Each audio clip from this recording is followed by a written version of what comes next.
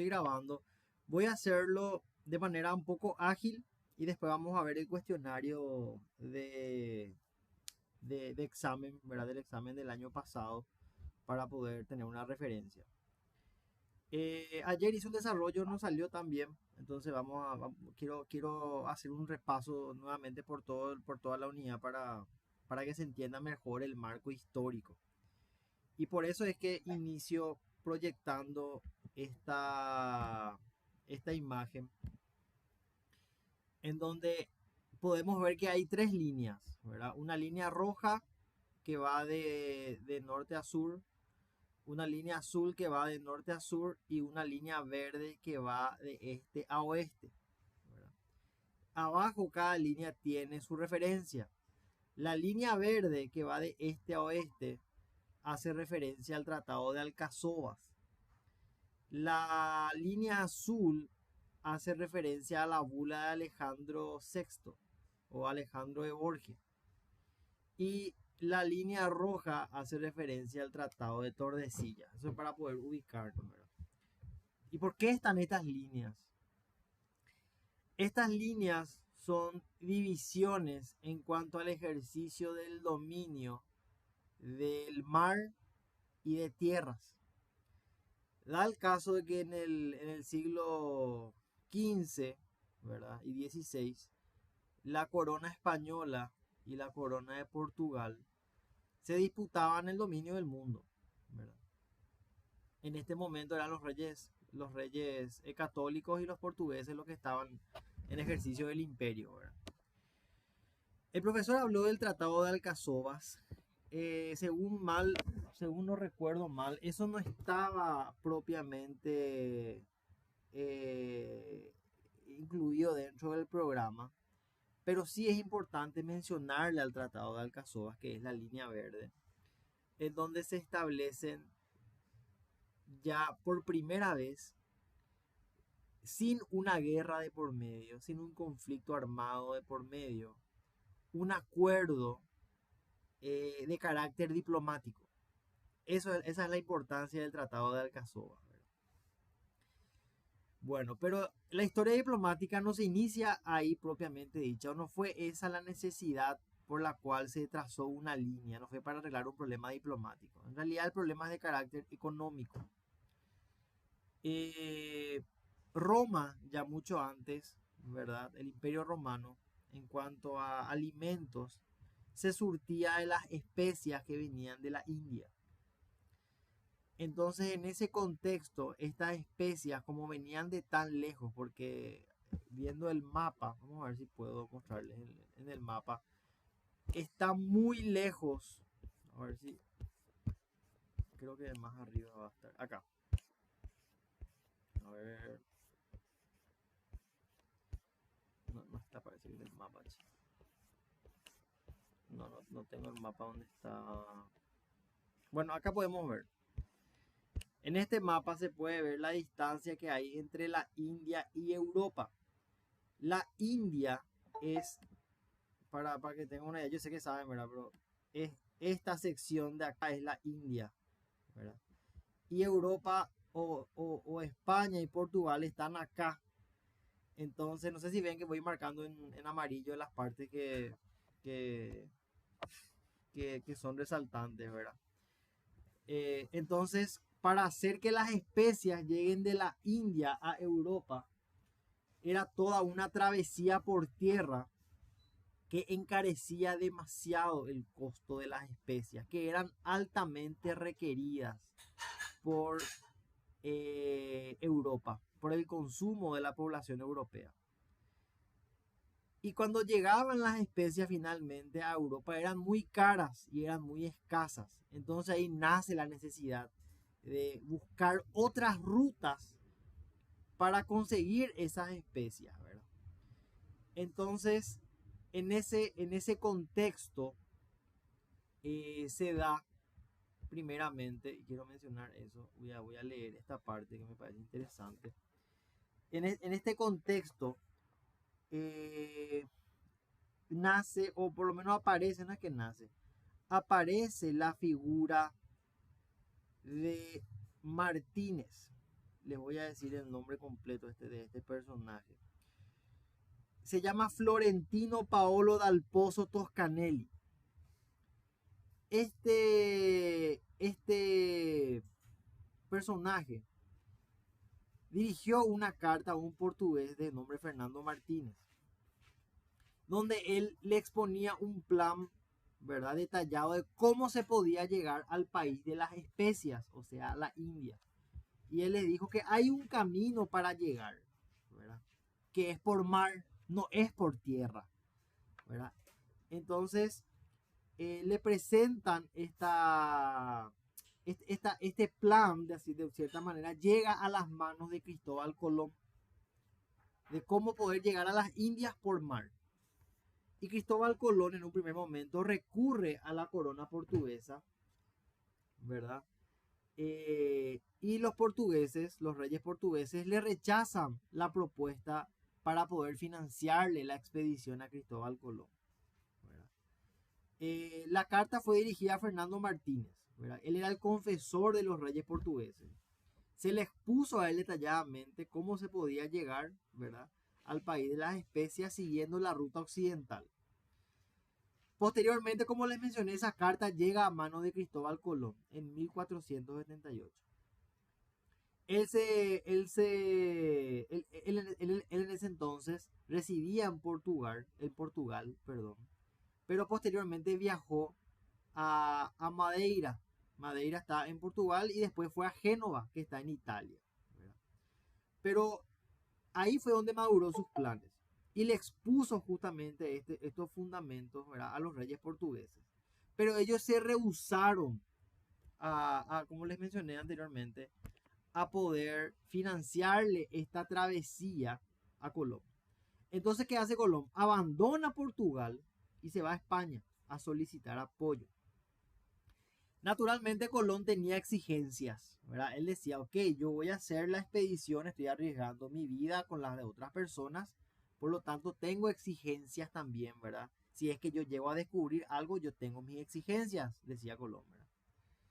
Entonces, en caso de que él tenga éxito, él estableció una serie de condiciones, ¿verdad?, en caso de que él descubra algo, porque ese algo que él va a descubrir va a ser para la corona española. Esa era la expectativa en ese momento. Entonces, de la mano del fray Juan Pérez, hicieron llegar a los reyes españoles, a la corona española, en la propuesta, ¿verdad?, que fue tomada de manera favorable, ¿verdad? La corona española decide financiar a Colón la expedición para conocer la ruta que llevaría al país de las especias, que creían que era la India, ¿verdad?, o por lo menos hasta ese momento lo que querían era llegar a la India.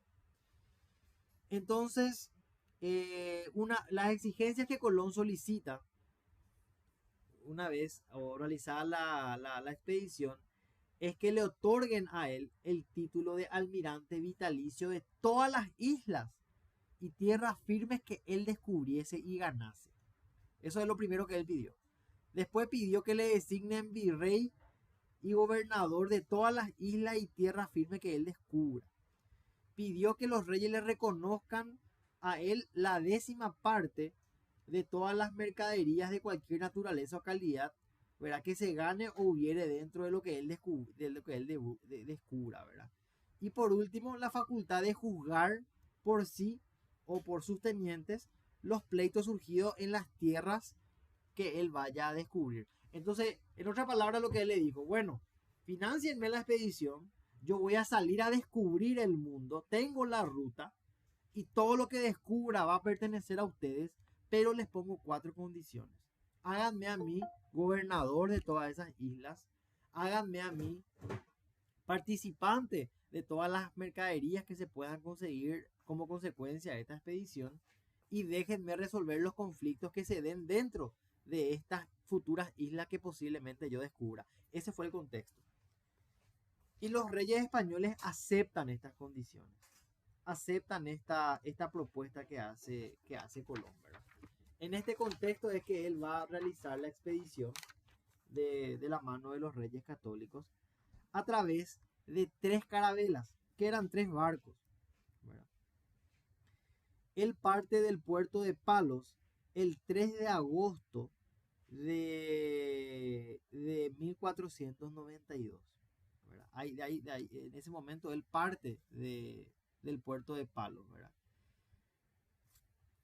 Como dije, acompañado de 3 carabelas. Él capitaneaba una y las otras 2 eran capitaneadas por los hermanos Pinzón. Ese es el contexto histórico en el que nace esta expedición de Colón. Ok, meses más tarde, ya en el 12 de octubre, ¿verdad?, del mismo año, mediante un cañonazo, ¿verdad?, que dio la carabela La Pinta, se avisa de que se llegó a tierra, ¿verdad? O sea, en ese momento Cristóbal Colón, y él siempre creyó de que él llegó a las Indias o a algún lugar de la costa del Asia, ¿verdad? Él creyó que llegó a alguna isla del Japón, él creyó que estaba en ese lugar más o menos, ¿verdad? Nunca entendió que él llegó a un continente nuevo. Pero sí, llegó y voy a proyectar el mapa para entender a dónde lo que él llegó más o menos, ¿verdad? Él llega más o menos a esta parte, para entender, ¿verdad? Un ratito. No sé si ahí siguen viendo mi mapa. Creo que sí, pero ahí. Él sale de acá y voy a marcar en rojo luego, ¿verdad? Colón sale de acá y viene a parar más o menos acá. A estos lugares viene a parar. Ese fue el trayecto que hace Colón, ¿verdad? Ahí. Bueno, y este trayecto toca tierra firme por lo menos el 12 de octubre de 1492. Avisa mediante un cañonazo, ¿verdad? Y llega a tierras que le llamaban los nativos de ese lugar, le llamaban Guanajani. Era un archipiélago, o sea, eran islas que estaban rodeadas de agua, eran pequeñas islas rodeadas de agua. Ese era el contexto del descubrimiento que hizo Colón en ese momento, ¿verdad? Pero para no marear mucho con eso, ese fue el contexto de la expedición de Colón. En ese momento él descubre, por así decirlo, sin saberlo, el continente americano. Ok, ¿qué consecuencias produjo esto? ¿Verdad? Él hizo 3 viajes, 3 idas y vueltas hizo de España a América, donde realizó distintos tipos de descubrimientos, ¿verdad? Esta primera línea marrón que tracé fue su primer descubrimiento. Después va a ser 2 viajes más en donde va a ser más o menos este trayecto, y en el tercer viaje va a ser más o menos este trayecto, ¿verdad? Va a ir bajando, va a ir hacia el sur, ¿verdad? Pero esos son los trayectos más o menos que hizo Colón. Eso es en el contexto de buscar un camino para llegar a las Indias, una ruta marítima para proveerse de las especias que eran tan requeridas. En ese contexto nace el descubrimiento de América. Curiosamente, América no lleva su nombre, sino que por una cuestión de un, ¿cómo era el nombre? De un cosmógrafo alemán, Martin Watzel-Müller, no lleva el nombre del descubridor del continente, sino que lleva el nombre de un navegante que llegó 10 años después, que se llamaba Américo Vespucci. Bueno, por eso América se llama América, por Américo, no por Colón. Colón se llama Colombia, en todo caso se llama Colombia en honor a Colón, ¿verdad? Pero América se llama América en honor a Américo Vespucci, este navegante. Curioso, pero dato real. Ok, entonces, como les mostré al principio, este fue el contexto en el cual se descubre América, buscando una ruta para poder llegar a la India. En este momento ellos ya sabían y tenían la certeza de que la Tierra era redonda, ¿verdad? Y ahora de vuelta, y ahora quiero regresar nuevamente al mapa que les mostré primero, porque me parece muy importante para poder explicar el contexto. Un ratito, voy a volver a ese mapa una vez más. Hasta ahí me siguieron, ¿verdad?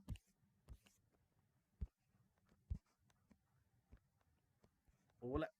Sí, me siguieron. Bueno. Ok. En ese contexto se da el descubrimiento de América. Ahora, en el punto número 2 del programa nos pide hablar de la bula de Alejandro VI. ¿Qué pasó? Se descubrió nueva tierra, tierra que no había sido descubierta antes. ¿Quién va a tomar dominio de eso? ¿La corona española o la corona portuguesa? Ambos eran territorios o eran monarquías que eran expedicionarias, conquistaban tierras de ultramar. Entonces ellos necesitaban definir a través de un árbitro, por así decirlo, quién se quedaba con qué. Iban a repartir el mundo, en pocas palabras. Entonces rápidos los españoles lo que hacen es acuden a Alejandro VI, o sea, Alejandro de Borgia, que era en ese momento papa, y le piden que él dé un fallo y hable a través de su documento pontificio que se llama bula. La bula papal es un documento que expide la autoridad pontificia máxima, que es el papa. Entonces el papa habla, responde a la necesidad de la corona española y delimita y marca una línea en lo que se conoce como la bula Alejandro VI, ¿verdad? O intercaetera también se le llama, ¿verdad? Que es la línea azul que están viendo en la pantalla. Esa línea azul es la línea que traza el Papa Alejandro VI. El problema de esta línea, o sea, en realidad, antes de entrar ahí, entonces él habla a través de su bula papal y de cierta manera divide el mundo y dice, de esta línea azul, todo lo que está para la derecha es de Portugal y todo lo que está a partir de esta línea azul, todo lo que está para la izquierda es de España. Eso es más o menos lo que dice el Papa Alejandro VI, ¿verdad?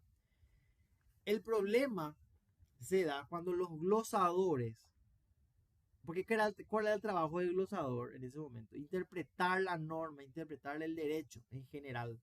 Entonces ellos toman la bula Alejandro VI y hacen varias críticas, especialmente de dos índoles distintas. Una de carácter jurídico y otra de carácter técnico. Cuando hablamos de las críticas o de las, ¿cómo se le llaman? Vamos a llamarle crítica, ¿verdad? De esta controversia que surge, los glosadores dicen, espera un ratito, el Papa no tiene autoridad jurídica porque él tiene una autoridad o tiene un poder provisorio, temporal. Claro, el Papa no es eterno. Él no puede afectar los derechos de sus sucesores porque él no es eterno, él es temporal, como todo ser humano. ¿Cómo él va a otorgar carácter de dominio si él no ejerce su poder en estas tierras que están habitadas por bárbaros o por infieles? Esta gente no es católica. El Papa ejerce poder sobre los católicos, como hoy, ¿verdad? Cuando el Papa Francisco dice algo, los católicos paramos la oreja y obedecemos, en teoría, ¿verdad? Lo mismo ocurría, pero con más rigidez en ese momento. Pero ¿cómo un Papa va a decretar que esta tierra, que es habitada por indios, a creencia de ellos, va a ser de España o de Portugal? ¿Qué jurisdicción tiene el Papa ahí? Ninguna, decían los glosadores, ¿verdad? Y por otra parte, la crítica era de carácter técnico también. Porque si bien vemos una línea azul nosotros en la pantalla, en ese momento era muy difícil determinar las referencias, ¿verdad? En cuanto a dónde va a estar ubicada exactamente la línea, ¿verdad? Y cuáles van a ser los puntos de referencia para trazar esa línea de norte a sur, ¿verdad? Entonces, habían problemas de índole jurídico y de índole técnico en el primer tratado que era llamada la bula Alejandro VI a la hora de repartir el mundo entre Portugal y España. Ok, esta bula se da el 4 de mayo, o se dicta, mejor dicho, el 4 de mayo de 1493, ¿verdad? En donde, con palabras para mí muy complicadas, se determina esta división. Ahora bien, esta controversia siguió, ¿verdad? Siguió y tenía que resolverse. Entonces lo quitan a Alejandro VI del medio, al Papa, y ya realizan directamente las coronas una negociación, ¿verdad? Que va a ser el Tratado de Tordesillas, que es la línea roja que están viendo en la pantalla. Que es una línea, es una forma mejorada de la bula de Alejandro VI que intenta resolver los problemas de la bula de Alejandro VI. Tratado de Tordesillas intenta resolver los problemas que tenía. Y voy a leer esta parte. Las Cortes de Madrid y Lisboa resolvieron iniciar negociaciones para solucionar el problema suscitado en la bula, que finalizó en el Tratado de Tordesillas. El Tratado de Tordesillas se da el 7 de junio de 1494. La bula de Alejandro se da el 4 de mayo de 1493. O sea, un año más o menos duró la bula, ¿verdad? Ok. Entonces, en el Tratado de Tordesillas se dan nuevos acuerdos entre ambas cortes, entre la de Madrid y la de Lisboa, ¿verdad? Donde se establece una línea recta de polo a polo también, ¿verdad? De norte a sur, a 370 leguas de las islas del Cabo Verde, ¿verdad? Se establece la distancia, ¿verdad? Y se traza la línea. La parte técnica yo no entraría tanto porque puede llegar a ser confuso, ¿verdad? Y no sé si es muy relevante. Lo importante es que se traza una nueva línea con mejor análisis técnico, por así decirlo. No obstante, hubieron también problemas. Surgió una controversia. ¿Por qué? Porque había un problema para determinar si las leguas eran de 14 un sexto o de 22 grados. No se sabía, no se llegaba a un acuerdo entre ambas cortes respecto a cuánto mide una legua. Entonces eso ponía dificultades en dónde vamos a poner la línea, ¿verdad? Pero los otros problemas sí fueron, por así decirlo, resueltos, los problemas de carácter jurídico. Entonces, mal que mal, se utilizó este Tratado de Tordesillas a partir del 7 de junio de 1494, ¿verdad? Para dividir el mundo y decir que todo lo que está del lado derecho de la línea roja es Portugal y todo lo que está del lado izquierdo de la línea roja va a ser dominio de España. Esa fue más palabras menos el acuerdo al que se llegó. Acá surge un problema natural, ¿verdad? Porque ¿cómo hacen los españoles para navegar en aguas que son de Portugal? Porque lo que estoy mencionando, para tratar de graficar con el pincelito, ¿verdad? Todo lo que voy a marcar en rojo es de Portugal. Todo esto, no es rojo, no sé qué color es. Todo esto son aguas de Portugal. Todo esto es Portugal, ¿verdad? Todo esto que está acá. ¿Y cómo hacen los españoles para llegar de acá a acá? No pueden, porque son aguas de Portugal. Entonces, ¿qué tienen que hacer los españoles? Tienen que buscar irse por acá abajo, dar la vuelta e ir por Asia y pegar toda la vuelta al mundo para poder llegar otra vez a España. Esa era la solución. Entonces, en ese contexto nacen las expediciones de Pedro de Mendoza, ¿verdad? En ese contexto. Entonces, y voy a borrar otra vez los dibujitos, ¿verdad? Para poder volver a dibujar, porque con el dibujito por lo menos quizás sea un poquito menos aburrido la historia. Bueno, estoy borrando. No borracha. Un ratito. No sé por qué no borra este. Ahí está. Bueno. Entonces, en ese contexto, como por la necesidad que tenían los españoles de navegar en sus aguas, tuvieron que buscar un lugar por donde pasar, ¿verdad? Y ahí nacen las expediciones de don Pedro de Mendoza. Entonces lo que hacen los españoles es lo siguiente. Voy a ponerle en una línea verde, un poquito más fina, no tan gruesa. Ahí. Entonces los españoles cuando llegan a América, Cristóbal Colón hizo esto. Se fue y acá. Después los españoles con sus expediciones empezaron a bajar. Empezaron a navegar esta parte, empezaron a bajar en aguas de Portugal. Ellos tenían que irse en aguas españolas, justamente, y llegan acá, a esta zona verde. En esta zona se da la primera expedición, ¿verdad? Donde van a descubrir el río de la Plata.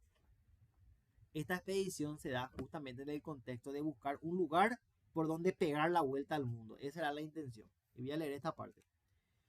Como el Tratado de Tordesillas daba a los portugueses la exclusividad de la navegación al Asia por el este, que es lo que estuve mencionando, los españoles para poder llegar a ella necesitaban hallar un estrecho que les permitiera tomar la ruta occidental. O sea, los españoles tuvieron que crear una ruta acá, buscar una ruta, pegar toda la vuelta para poder llegar a Asia. No podían hacerlo por acá porque esto era todo de los portugueses. Entonces buscaron una ruta que comunicara, pero mejor dicho, al Atlántico con el Pacífico. Eso es lo que empezaron a hacer los españoles con sus expediciones, ¿verdad? Ok, esa fue la causa del viaje de Juan Díaz de Solís.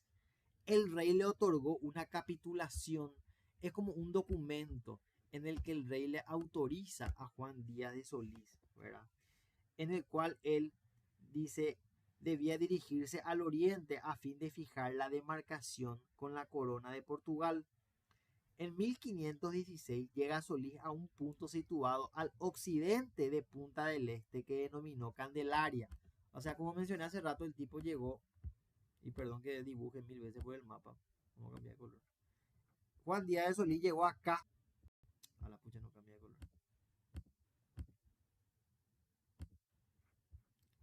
Juan Díaz de Solís llegó acá. Acá llegó Juan Díaz de Solís. ¿Verdad? A este lugar le llamó Candelaria. Orillando la costa uruguaya, entraron en un agua espaciosa y no salada, al que llamó Mar Dulce. Se dirigió de nuevo a la costa uruguaya, pero al tocar tierra fue muerto por los indios charrúas. Claro, porque eran los que habitaban la zona. Se bajaron y le mataron a él y sus compañeros. Solís descubrió así el río de la Plata, pero su muerte desalentó a la tripulación que emprendió su regreso a España. Claro, ni bien llegaron y liquidaron, vamos otra vez a España. Bueno, esa fue la historia en ese momento. En el puerto de Los Patos naufragó una de las carabelas refugiándose en la costa 18 cristianos. Se hundió el barco y se refugiaron en la costa 18 cristianos. 7 de los cuales fueron llevados prisioneros a Lisboa, ¿verdad? Porque, como mencioné, esto estaba dentro de la línea todavía de dominio de los portugueses. Entre los que quedaron en la costa atlántica, o sea, entre los que se quedaron en América, estaba Alejo García, que vamos a hablar después de él, Melchor Ramírez y Enrique Montes. En la costa habitada por los indios tupí guaraní, los tupí guaraní no eran tan violentos como los charrúas. Los tupí guaraní eran un poco más buena onda, más hospitalarios. Y los tupí guaraní le informaron a Alejo García, a Melchor Ramírez y a Enrique Montes que hacia el occidente estaba la tierra del Rey Blanco donde abundaba el oro y la plata. Entonces le dicen, acá llegan los muchachos y le dicen, che, acá donde está el rosadito, acá hay oro y plata, señores, le dicen los indios a los españoles, ¿verdad? Entonces, ni corto ni perezosos los españoles, vamos a buscar el oro y la plata, ¿verdad? ¿Quién no? Entonces, en ese contexto, y sigo leyendo, donde abundaba el oro y la plata, era el dominio del Inca, el imperio Inca en ese momento, y destino al cual querrían llegar los conquistadores. O sea, todo el problema a partir de ahora se va a centrar en cómo llegar al territorio Inca, lo que hoy se conoce como Perú, para poder encontrar el oro. Ese fue el desafío ahora. Bueno, ok. En 1520 llega al Río de la Plata Hernando Magallanes.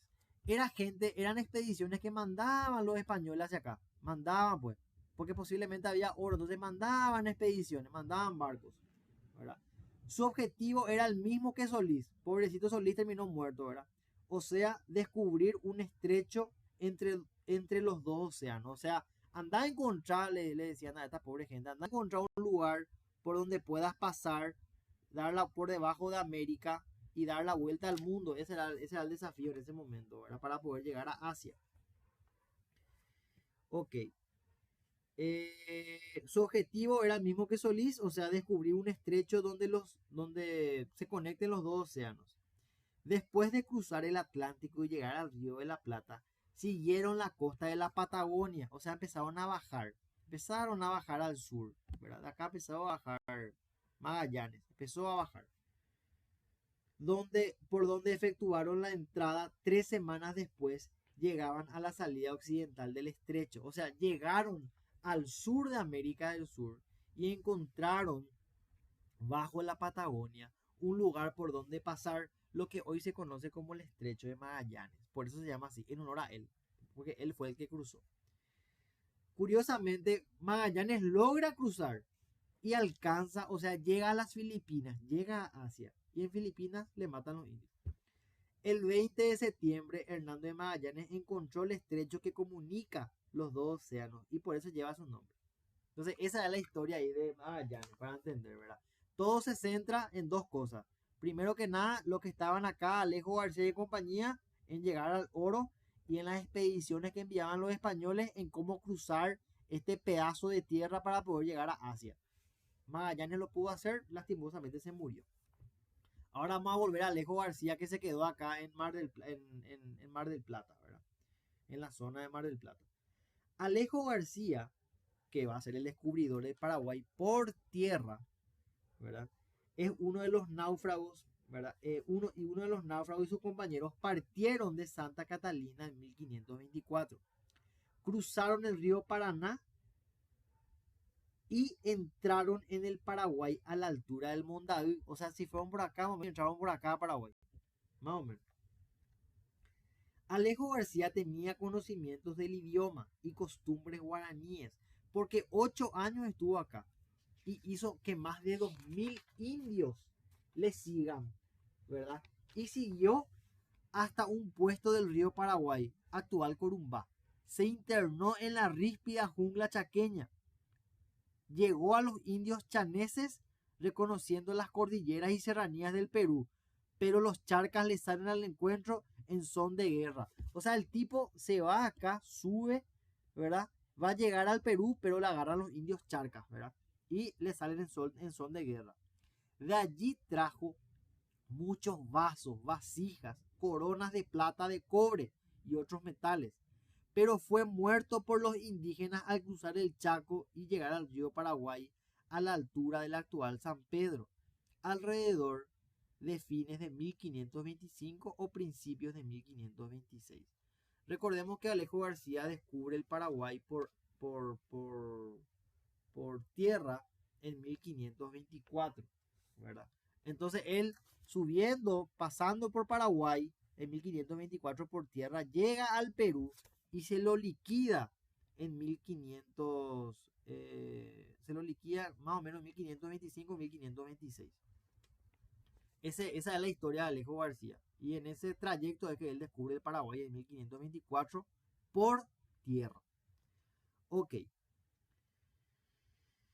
Ahora bien, en 1526 llega al Río de la Plata Sebastián Gaboto.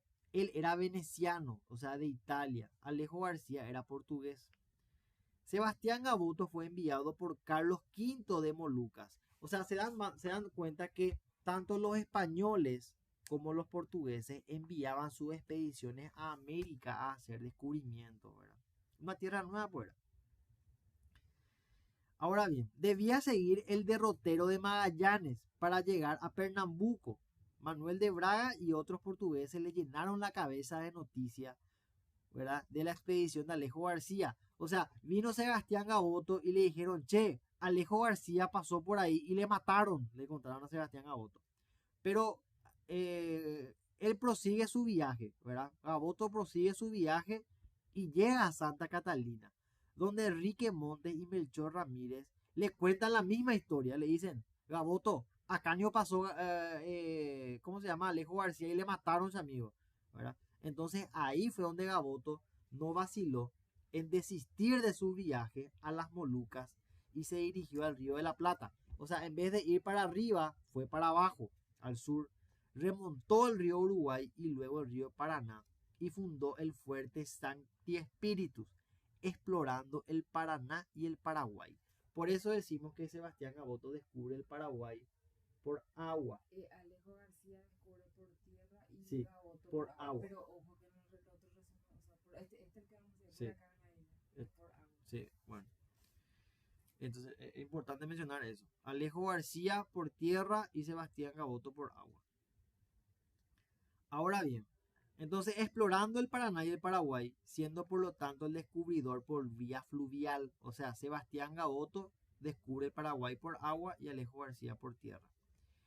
Llega en 1528 hasta un punto que posiblemente fuese emboscada, la ciudad emboscada.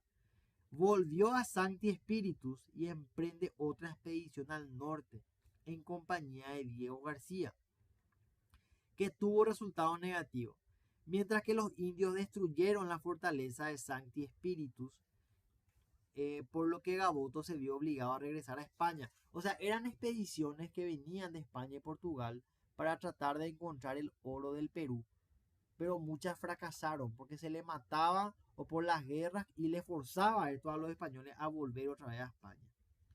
Ok, ahora bien, España envía título de por medio, eran títulos que se le daban a las personas, ¿verdad? Y se le dio el título de primer adelantado en 1536 a 11 carabelas que iban al mando de este primer adelantado, que era don Pedro de Mendoza. Es un título que se le da, el primer adelantado. Pero previamente se debe estudiar la capitulación firmada por el rey de España el 21 de mayo de 1534, o sea, 2 años antes, con el título de adelantado y alguacil mayor, además del de gobernador y capitán general de las tierras y provincia del Río de la Plata y de las 200 leguas de la costa del Mar del Sur, zarpó desde Sanlúcar de Barrameda el 24 de agosto de 1535. Entonces, acá vemos que don Pedro de Mendoza le dice, ok, me voy a ir a América, pero dame el título de primer adelantado y haceme gobernador de todas esas regiones, que es lo que hacen al final los reyes, ¿verdad? Entonces él sale de España y llega a América, ¿verdad? Él sale el 24 de agosto de 1535. Ok. Ahora bien, paramos ahí un ratito antes de continuar con esa historia. En enero de 1534 llegaba a Sevilla Hernando de Pizarro del Perú. Llegaba él con un cargamento de oro y plata, corriendo así la fiebre del oro por toda la península. Fue entonces que Portugal preparó en secreto una expedición al Río de la Plata para llegar por esa vía al Perú. Era el camino más conocido, pues. Este camino que voy a pintar, vamos a ver qué color. En este color celeste. En un color celeste un poco más ancho, ¿verdad? Más o menos, este es el camino conocido. No se ve nada. Dios mío. A ver si ahí se ve. Acá. Ahí. Este era el camino conocido. Iban a ir acá y de ahí iban a irse a Perú. Esta era la idea de las expediciones más o menos, ¿verdad? Entonces, esas eran todas las expediciones. Entonces, cuando Pizarro llega del Perú con este cargamento de oro y plata, es que nace esta fiebre del oro. Existía realmente oro y plata. Y ahí empiezan a venir más expediciones de España y en secreto expediciones de Portugal. Ok. España se temía que los portugueses llegaran al Perú cruzando por las tierras del Brasil. O sea, ellos tenían miedo que los portugueses hagan esto, que lleguen por Brasil, ¿verdad? Y para impedir la tentativa se pensó en la expedición de don Pedro de Mendoza. Entonces le dijeron, Pedro de Mendoza, anda a vos y llega antes que los portugueses a Perú. Entonces vamos a ver los límites establecidos en la capitulación. La capitulación de Mendoza decía que éste venía a descubrir, conquistar y defender todo lo que fuese dentro de los límites de la demarcación correspondiente a la corona de Castilla. Entonces, ¿qué le correspondía a la corona de Castilla? Todo lo que está de este lado, ¿verdad? Perdón que marca así. Todo lo que está de este lado era la corona de Castilla. Todo lo que está de este lado es de la corona de Portugal. Entonces, por eso se le envió a Pedro de Mendoza a que venga y privatice todo lo que está de ese lado de la línea, ¿verdad? Eso es lo que se buscaba más o menos para poder entender. Espera que voy a borrar todas estas cositas un ratito. Porque si no, hice un zarambiana en el mapa ahí. No se entiende más nada lo que estoy pintando. Ahí se borró todo. Epa, qué capo. Bueno, entonces, en ese contexto nace la expedición de Mendoza, ¿verdad? Porque él venía a descubrir, conquistar y defender todo lo que fuese dentro de los límites de la demarcación, que le correspondía a la corona de Castilla, o sea, a los españoles. Los límites de la gobernación de Mendoza eran los fijados por Carlos V en la capitulación citada. Y ahí va a establecer unos límites, ¿verdad? Entonces, en este contexto se da la expedición de Mendoza.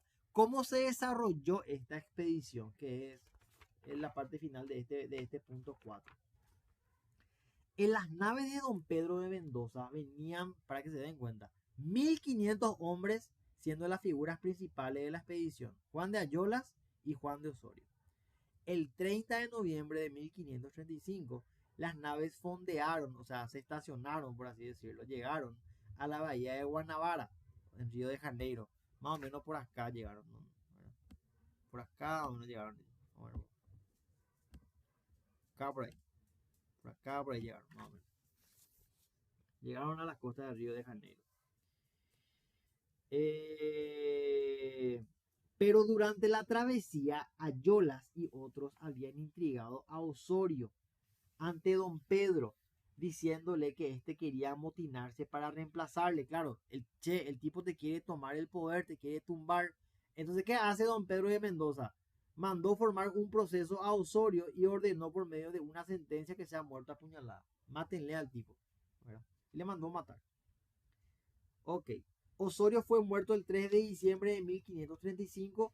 Luego la expedición prosiguió rumbo al Río de la Plata. O sea, la expedición siguió por acá. El 3 de febrero de 1536 se efectuó la primera fundación de Buenos Aires. Buenos Aires fue fundada 2 veces. Que duró 15 días nomás duró la primera fundación. ¿Por qué? Porque los indios remataron el sitio. Quemaron todo, incendiaron las casas, por los que los conquistadores tuvieron que refugiarse en las naves ancladas en el riachuelo. Se fueron todos al río para escaparse de los indios que quemaron todo. Ayolas, que había partido al Paraná en busca de víveres, luego regresó a Buenos Aires, después de fundar el fuerte de Corpus Christi. Entonces, eso era Mendoza. Y resuelve trasladarse a dicho fuerte. Claro, porque era muy peligroso pues estar en Buenos Aires. A Mendoza no le agradó el sitio y dispuso que Corpus Christi se trasladara 5 leguas más abajo, o sea que se vaya un poquito más al sur, con el nombre de Buena Esperanza. De allí mandó a Juan de Ayolas y Domingo de Irala el 14 de octubre de 1536 a buscar camino al Perú. O sea, más o menos de acá le dijeron, che, anda a hacer camino y búscame a Perú. Esa era la idea, llegar a Perú, siempre por el oro. Esa era la preocupación. Deseoso de tener noticias de Ayolas, perdón, sí, camino Perú. Deseoso de tener noticias de Ayolas, que hacía ya 3 años había partido, envió a Juan de Salazar y Espinosa y Gonzalo de Mendoza en su búsqueda el 15 de enero de 1537. O sea, anda a buscarle a Ayolas, hace 3 años que no le vemos. Eso es lo que le dijo, ¿verdad? Transcurrieron 3 meses más y Mendoza estaba cada vez peor. Resuelve entonces volver a España don Pedro de Mendoza y nombra sucesor a Ayolas. O sea, Mendoza le nombra sucesor a Ayolas. Y a Francisco Ruiz Galán le nombra jefe de la Plaza de Buenos Aires. Se estaba por morir por el tipo. Pero Mendoza no pudo volver a su patria. Murió en alta mar. Antes de llegar a España y nombrarle, se murió el tipo. Quilombo. Entonces, en este contexto se va a dar la fundación de Asunción. Claro, porque Asunción pues estaba entre el Río de la Plata y Perú. Tenían que pasarse así por acá. Y tenían que buscar un lugar intermedio donde quedarse. Entonces, por eso que Asunción era estratégica en ese momento.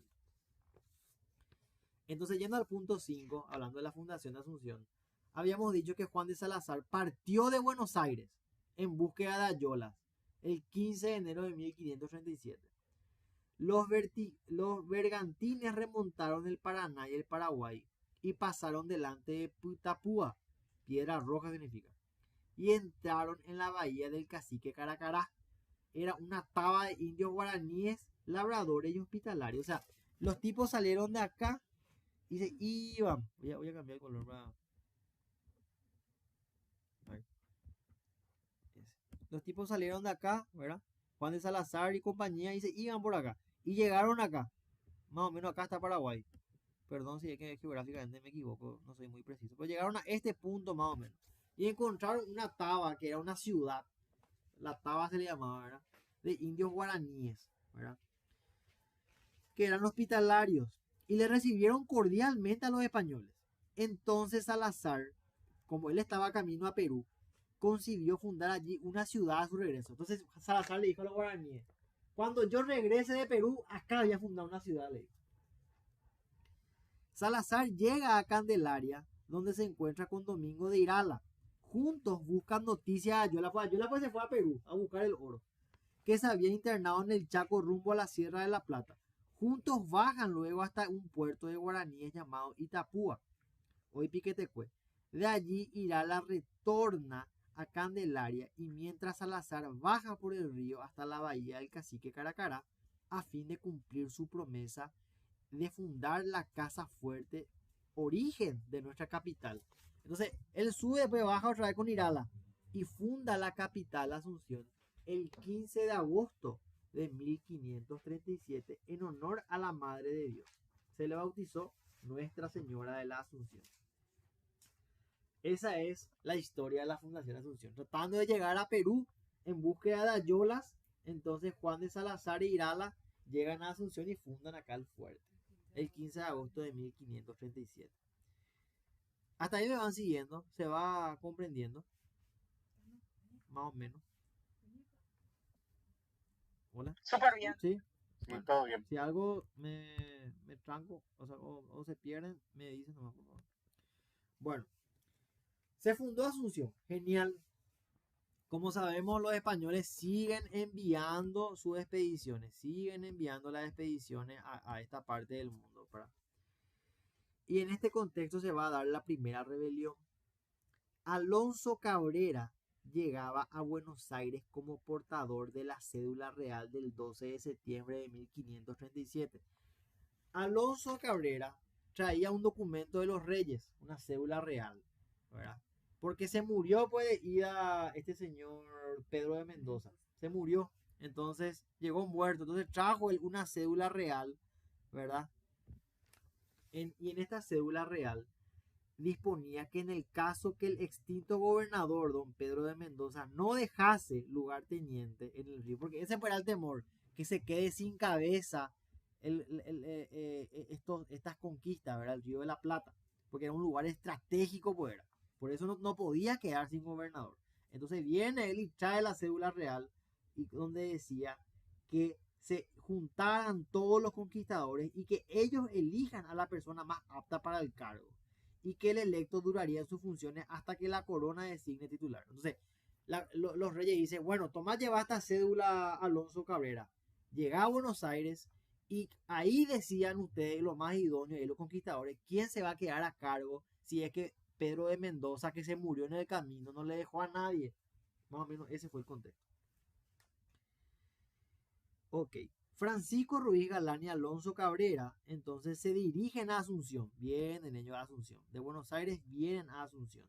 Allí le encuentran a Domingo de Irala. ¿Se acuerdan que Domingo de Irala vino con Juan de Salazar a fundar acá Asunción? Estaban acá. Quien sostuvo que no procedía la elección, pues había gobernador y era él. Irala le dijo, espera, yo vine acá, yo cofundé yo soy el lugarteniente de acá, le dice Irala a Alonso Cabrera, ¿verdad? Y a Francisco Ruiz Galán. Y le expuso 4 argumentos. El primero, el nombramiento de Ayolas como sucesor del adelantado, porque don Pedro de Mendoza le nombra a Ayolas sucesor, ¿verdad? Segundo, que Mendoza se muere en alta mar. Tercero, el poder de Ayolas que le diera él en Candelarias. Porque, ¿qué pasó? Más o menos así es la secuencia. Pedro de Mendoza le da o le designa como sucesor, ¿verdad?, a Ayolas. Ayolas, a su vez, le da el poder a Irala en Candelarias. Y Ayolas se muere, ¿verdad?, por los payaguaes que vengaron la muerte de Óscar Alonso Cabrera. Entonces, ahí Irala le explica a Alonso Cabrera que él, por sucesión, es el gobernador. Pedro le dio a Ayola le dio a Irala. Y eso le explica Irala a Alonso. Ya sé que los apellidos confunden, pero esa es la historia. Entonces, en vista de lo que Irala le presenta a Alonso, Alonso le reconoce a Irala como gobernador el 23 de junio de 1539, porque era razonable, había una sucesión de poder. El 23 de junio de 1539. Ahora bien, el 15 de febrero de 1542 empieza el quilombo. ¿Por qué? Porque aparece Álvar Núñez Cabeza de Vaca. Él venía por tierra con cierta gente y caballos a socorrer a esta provincia por mando de su majestad. O sea, el otro tipo, ¿verdad? Álvar Núñez Cabeza de Vaca, venía a socorrer a la provincia porque según él no había nadie, no quedó cabeza para gobernar. No sabía nomás que estaba Iral acá, ¿verdad? Con el título, y él viene con el título de segundo adelantado. ¿Quién era el primer adelantado? Don Pedro de Mendoza. Y él viene, Álvar Núñez viene con el título de segundo adelantado. Este es un título muy importante. Había partido desde Puerto de Cádiz, que está en España, el 2 de diciembre de 1541, en 2 naos y una carabela. Venían 400 soldados y un calificado grupo de capitanes. O sea, Álvar Núñez venía con todo para poner orden, supuestamente. Venía a socorrernos, supuestamente, ¿verdad? Arribando a la costa de Santa Catarina a fines de marzo de 1541, siguió desde allí el camino de Alejo García. Claro, porque era un camino conocido, pues, ¿verdad? Enviando las embarcaciones por ruta fluvial ya conocida.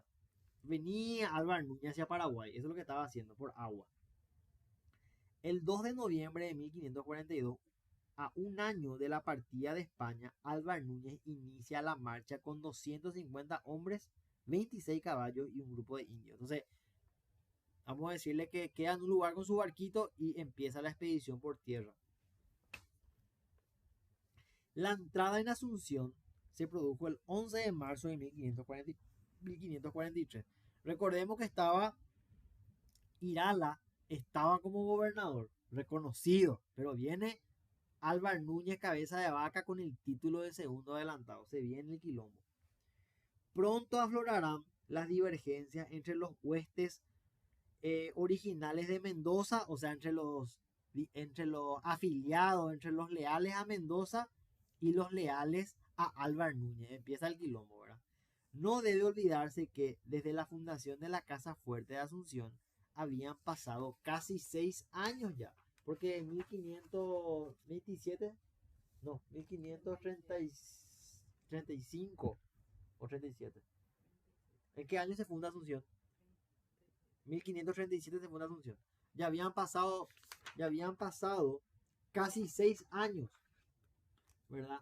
De que ya se había producido el abandono de Buenos Aires y algunos recursos de sobrevivencia y hábitos sociales que eran vicios de los antiguos ya estaban ya bastante afirmados. O sea, ¿cuál era el contexto? Acá ya estaba Irala hace 6 años más o menos como gobernador. Ya ellos estaban todos de acuerdo acá en Asunción con el manejo. Ya estaban todos amañados, por así decirlo, ¿verdad? Y decían, ¿qué pilotos que vienen de España van a querer venir a imponer su orden acá si nosotros somos los que convivimos acá con los indios? Más o menos ese era el contexto, ¿verdad? La tensión explotó en la noche de San Marcos, la primera rebelión. A la 1 de la madrugada, el 11 de marzo de 1544, los rebeldes eran los seguidores de Irala, se introdujeron en la casa del adelantado. ¿Quién era el segundo adelantado? Álvar Núñez Cabeza de Vaca. Y le pusieron un arpón con hierba envenenada en el pecho. Y al tiempo que lo llenaban de insultos, lo llevaron preso. Un año después, el 8 de marzo del 45, el segundo adelantado, el capitán Álvar Núñez Cabeza de Vaca, sería embarcado a España. O sea, le enviaron de vuelta a España. Andate otra vez a cabo. No te queremos acá, le dijeron, ¿verdad? Los seguidores de Irala. A fin de dar cumplimiento a la cédula real del 12 de septiembre. Vino por el documento que trajo Álvar Núñez. Entonces, bueno, vamos a dar cumplimiento al documento, pero te vamos a hacer volar a vos acá, le dijeron. Entonces le dieron cumplimiento a la cédula y le eligieron gobernador a Domingo de Irala, como era de esperarse.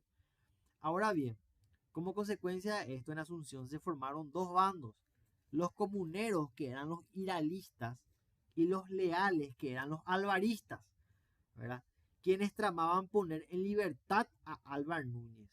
y aquellos multiplicaban sus precauciones para impedirlo. O sea, había un problema entre los iralistas que le tenían preso a Álvar y los alvaristas que le querían sacar a él de la cárcel. Bueno, ese estado de efervescencia, había un estado de efervescencia general. Un año duró la prisión de Álvar Núñez. En el 45 lo sacan a él con grillos en los pies para mandarlo de vuelta a España. Y cuando lo estaban sacando, en voz alta, ante los presentes dice, porque él era el segundo adelantado, él era el enviado del rey, y dice que le nombra gobernador a Juan de Salazar. O sea, mientras le estaban llevando al barco para enviarle de regreso a España, le dice, le nombro gobernador a Salazar, dice, ¿verdad? Bueno, ¿qué pasó? En nombre del rey otra vez, dice, porque él traía la cédula real. Entonces, ¿qué pasó? Un grupo de personas que eran los alfaristas se fueron a la casa de Salazar y le dijeron, che, ahí Álvar Núñez te nombró gobernador a vos por orden en nombre del rey. ¿Aceptás o no aceptás? Sí, acepto, dijo, ¿verdad? Se creyó el cuento y aceptó. Entonces ahí Salazar, Juan de Salazar aceptó, ¿verdad? Pero ¿qué pasó? Él accedió. Y Salazar, ¿qué hace? A mí me nombró Álvar Núñez, que es el segundo adelantado gobernador, y le pide a los iralistas que le acepten como gobernador. Pero ¿qué hacen ellos? Le responden que su pedido está fuera de lugar. ¿Y qué hacen? Le aprenden también y le llevan preso a la casa de Irala. Poco después fue emboscado en un bergantín que alcanzó a Álvar Núñez. O sea, a Álvar Núñez y a Juan de Salazar le envían de vuelta a España, ¿verdad? Y juntos siguieron rumbo a España. Entonces quedan como gobernadores de Asunción desde Irala a Bernardo de Verdasco y Udiboro. Entonces a partir de ahí, a partir de Irala, van a sucederse 77 gobernadores hasta llegar a Bernardo de Velasco y Udiboro. Esa es la historia entonces de los gobernadores de Asunción. Es una trifulca medio simpática, ¿verdad? En donde Irala es el que realmente funda Asunción con ¿cómo se llama? Con Salazar era, ¿verdad? Y después, ellos que fundaron Asunción juntos, viene Álvar Núñez, le meten preso, Álvar Núñez le nombra gobernador a Salazar, Salazar se moquetea con Irala y tanto Álvar Núñez como Salazar se van otra vez a España y queda Irala como gobernador. Es simpática la historia, ¿verdad?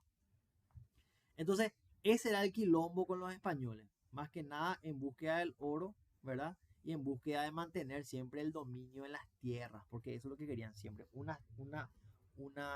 gobernador que sea siempre nombrado por el rey mediante documentos, que era la cédula real, ¿verdad? Querían el oro, por sobre todo. Ahora bien, ahora no hablamos en ningún momento nosotros de los portugueses, ahora vamos a pasar a hablar de ellos un ratito. A los portugueses se les denominaba bandeirantes. Hoy se le dice bandeirante de una manera peyorativa, pero así se les denominaba antes. A los bandeirantes paulistas, ¿verdad?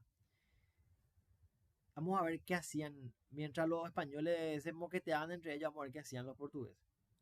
Los jesuitas en el Amazonas y los bandeirantes desde Sao Paulo. Recordemos que en este círculo que voy a encerrar ahí en naranja, ejercían su poder los paulistas bandeirantes, ¿verdad? Entonces, en esa región desempeñaban un papel importante en la formación del vasto territorio del Brasil. Los bandeirantes eran exploradores y aventureros portugueses y mestizos, lusitanos tupíes que se dirigían al interior del país como cazadores de esclavos, luego como cazadores de esmeralda y oro. De Sao Paulo partieron las expediciones que destruyeron las 13 reducciones jesuíticas existentes en el Paraguay. De ahí partieron también los destructores de las 3 ciudades del Guairá: Villarrica del Espíritu Santo, Ciudad Real y Santiago de Jerez. Entonces, ¿qué hacían los bandeirantes? Estaban todos acá en Sao Paulo, ¿verdad? Y hacían sus expediciones, entraban acá, buscaban esclavos, buscaban esmeralda, y en una de esas llegaban a Paraguay, ¿verdad? Y destruían todas las reducciones que eran de los españoles, de los jesuitas españoles. Eso es lo que hacían los bandeirantes, ¿verdad? Esa era su tarea. Las expediciones tenían objetivos económicos, al que se unía un fin político. Más tarde, la obra anónima de los pioneros será consagrada por la diplomacia. Así el Brasil llega a alcanzar sus límites actuales. Brasil era muy bueno, o los portugueses, en términos diplomáticos, eran muy vivos, eran más inteligentes que los españoles. Vamos a darnos enseguida cuenta por qué. Los abusos de los bandeirantes paulistas llegaron a los extremos debido a que un gobernador del Paraguay, Luis Céspedes, era aliado de ellos y lucraba grandemente con sus negocios. Muy parecido a lo que pasa hoy con Horacio Cartes, que dice usen y abusen del Paraguay. Muy parecido. El jesuita padre Benavides declaró que Céspedes, que era gobernador, le había comentado que los portugueses lo acompañaban en todo momento y que por tal razón les pidió que los jesuitas se retirasen y los dejasen tranquilos y por sobre todo que le brinden la ayuda necesaria para que lo requisen. El bandeirante Francisco Pedroso Javier en 1676 se apoderó de Villarrica del Espíritu Santo.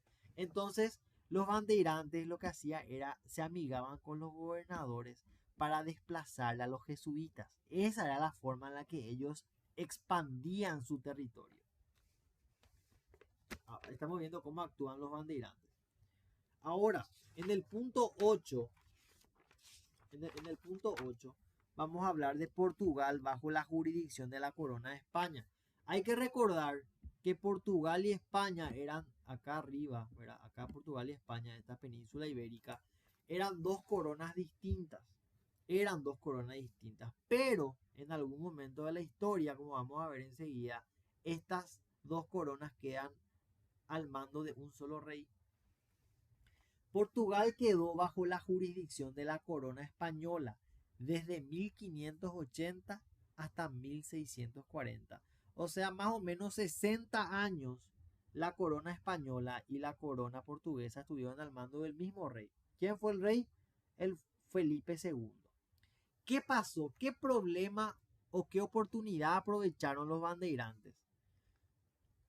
Como eran dos coronas distintas en el siglo XV, se trazó la línea, ¿verdad? Que es el Tratado de Tordesillas, para decir una parte queda para el Reino de España y otra para el Reino de Portugal. Pero como ahora ambos estaban bajo un mismo rey, entonces esa línea poco y nada importaba, porque los dos estaban bajo el mando de un mismo rey. Entonces, para el Brasil, esta situación fue muy ventajosa porque le permitió hacérselo en Botaví, por así decirlo, con la línea de Tordesillas y empiezan a expandirse en las tierras españolas. Ahora, cuando se rompe esta unión en 1640, o sea, cuando ya dejan de pertenecer ambas coronas al mismo rey, lo que hacen los paulistas es se arreciaron a las posesiones españolas. O sea, voy a tratar de graficar eso, ¿verdad? En un dibujito. Como Portugal y España entre 1580 y 1640 quedaron bajo un mismo rey, entonces lo que hicieron, esto nomás le pertenecía a los portugueses, pero como quedaron bajo un mismo rey, esta línea roja ya no importaba nada. Entonces, ¿qué hicieron los españoles, los portugueses? Se empezaron a expandir, hasta 1640. ¿Qué pasó en 1640? Nuevamente, Portugal tuvo un rey y España tuvo un rey. Pero los bandeirantes, ¿cómo puedo decir? Lo que hicieron ellos fue, se arreciaron sobre las posesiones, o sea, se aferraron a lo que consiguieron en términos territoriales entre 1580 y 1640. Se aferraron a eso, no soltaron, ¿verdad? Entonces, ¿y cómo solucionaron esto ellos, verdad? Vamos a ver más adelante con la fórmula uti possidetis. Ellos jurídicamente ganaron la posesión de estas tierras, pero eso vamos a ver enseguida. Antes de llegar ahí tenemos que hablar de la colonia de Sacramento. Portugal decide aprovechar para sí la enorme riqueza del Uruguay. Antes Brasil y Uruguay eran un mismo país, después nomás se independiza, ¿verdad? Pero eran el mismo territorio. Manuel Lobo funda en 1680 la colonia de Sacramento, en la costa frontera a Buenos Aires. Los portugueses burlaban así, una vez más, el compromiso de Tordesillas. O sea, los portugueses estaban acá, y esto ya era de España. ¿Y dónde está la línea? Acá está la línea. Los portugueses ni ahí que le calentó la línea. Acá, en territorio español, se fueron a fundar una ciudad, una colonia, la colonia de Sacramento. Ni ahí estaban. Entonces, los portugueses burlaban así una vez más el compromiso de Tordesillas, comerciando libremente con ingleses y holandeses, quienes debido al monopolio español encontraban siempre cerrados los mercados de América. El comercio portugués de los cueros en las colonias de Sacramento tomó mucha importancia, que el gobierno de español de Buenos Aires resuelve ocupar la región y fundar poblaciones en ella. Entonces, los españoles no tuvieron mejor idea que ocupar la región en la que estaban los portugueses y fundar ahí poblaciones. ¿Verdad? El gobernador de Buenos Aires, José Garros, envió a Antonio de Vera Mujica para arrasar la colonia de Sacramento. Al saberse en Lisboa la pérdida de la colonia, se ordenó de inmediato la concentración de tropas en las fronteras con Castilla al gobierno español. A su eterna tragedia financiera, no estaba en condiciones de afrontar dicha lucha. En tales dificultades, el único recurso que restaba era dar satisfacciones a Portugal. En tal sentido, el embajador español en Lisboa las dio en forma amplia. O sea, el problema, y voy a hacer un poquito de zoom, el problema era acá estaba Quilombo, pero como los españoles invadieron la colonia de Sacramento, ¿qué hicieron los portugueses? Vamos a irnos a Europa un ratito. ¿Qué hicieron los portugueses que estaban acá? Llevaron su ejército a España en la frontera y le amenazaron a España con atacar. España estaba mal económicamente, entonces resolvieron el problema de manera diplomática y dijeron: espera, no nos vamos a pelear, dejar nomás los portugueses que estén ahí y todos tranquilos. Ese fue más o menos el acuerdo, que se va a consolidar en el Tratado de 1681, que es el punto 10. Por el Tratado de 1681, firmado poco después, España se comprometía a punir al gobernador de Buenos Aires. ¿Por qué punirle al gobernador de Buenos Aires? Porque fue el gobernador de Buenos Aires el que dijo: quítenle para los bandeirantes acá y su colonia en Sacramento.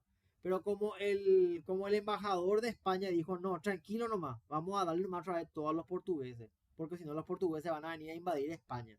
Entonces, dale nomás a los portugueses otra vez su colonia.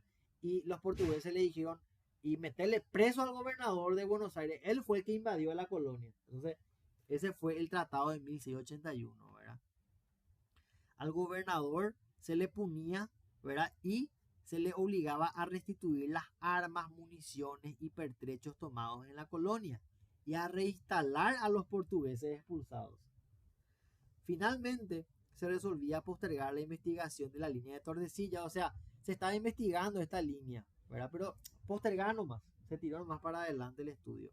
Nuevas comisiones de cosmógrafos se reunieron para decidir si la colonia quedaba al occidente o al oriente del límite del tratado. O sea, querían resolver si la colonia estaba de este lado o estaba de este lado. La obra de los bandeirantes iba dando pues sus primeros frutos a Portugal. O sea, los bandeirantes eran muy inteligentes en términos diplomáticos, sabían dónde le apretaba la suela a los españoles para ganarles territorio. Ese era el contexto. Y en el punto 11 justamente vemos eso: la diplomacia consolida la obra de los bandeirantes. En 1750 obtuvo un rotundo triunfo diplomático sobre España. Y ese triunfo fue la obra de un brasileño, Alejandro de Gusmão, nacido en Santos. Había ido a estudiar a Europa, doctorándose en leyes en la Universidad de Coimbra, nombrado secretario de Juan VI. Después de haber actuado en París y en Roma, fue Gusmão quien redactó el proyecto y obtuvo que España firmara el tratado del 13 de enero de 1750, que es lo que vamos a ver ahora. Es justamente este tratado que se basa en la fórmula uti possidetis ita possideatis como norma reguladora de las disputas fronterizas. Y acá me quiero, un ratito quiero tomar un traguito de gaseosa para explicar de qué se trata esto.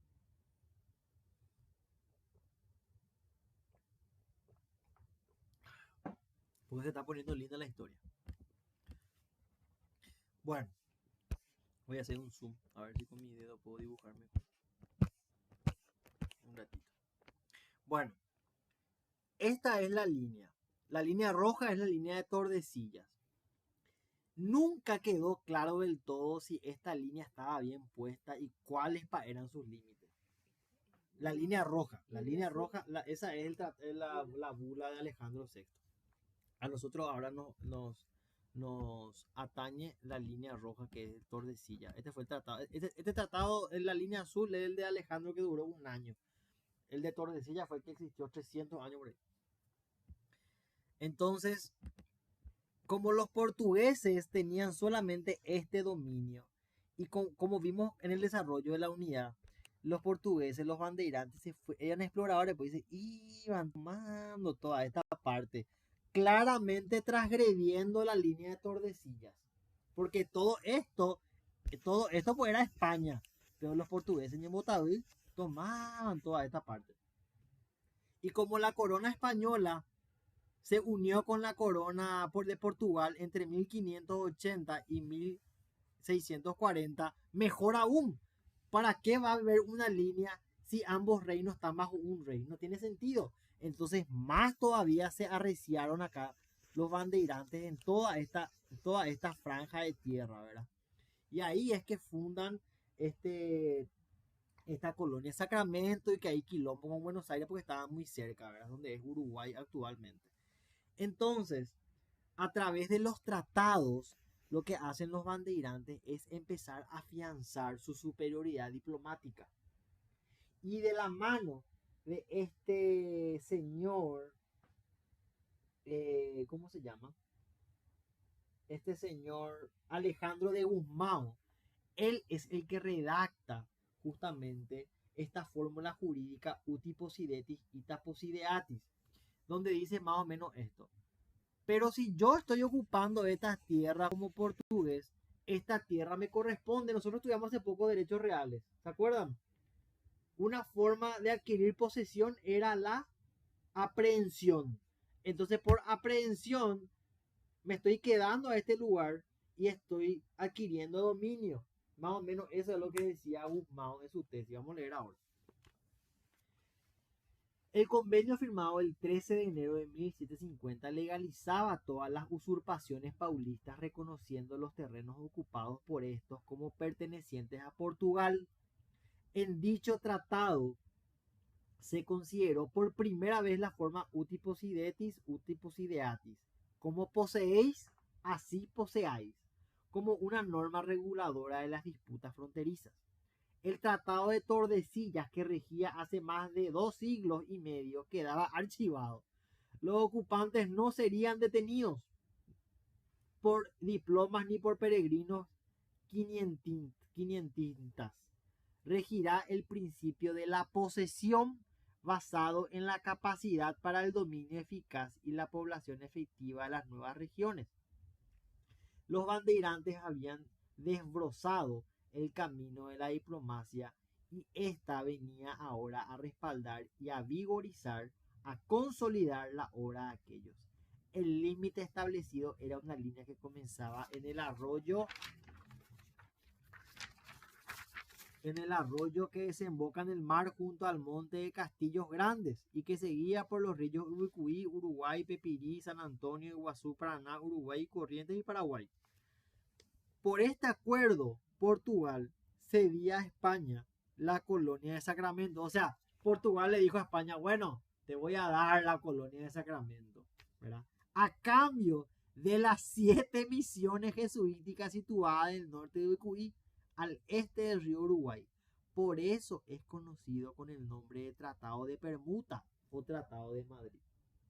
Entonces, cuando nosotros hablamos de el Tratado de 1750, donde se usa la fórmula uti possidetis, uti possideatis, nos estamos refiriendo al Tratado de Permuta o al Tratado de Madrid.